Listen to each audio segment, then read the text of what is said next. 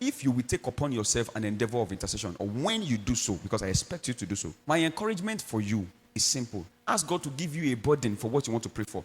I think that should be your first endeavor, that you arrive at a place where you cannot eat because this thing exists.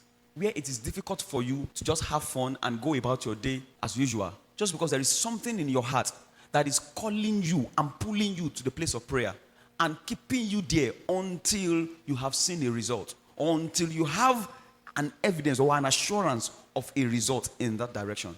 So ask God to furnish your heart with burdens.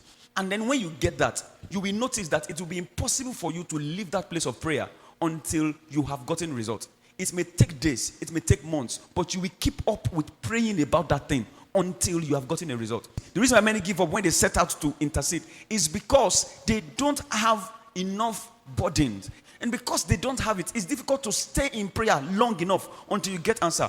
They knock on the door, and just before the door is opened, they walk away. So they don't stay long enough in the place of prayer until their answer comes.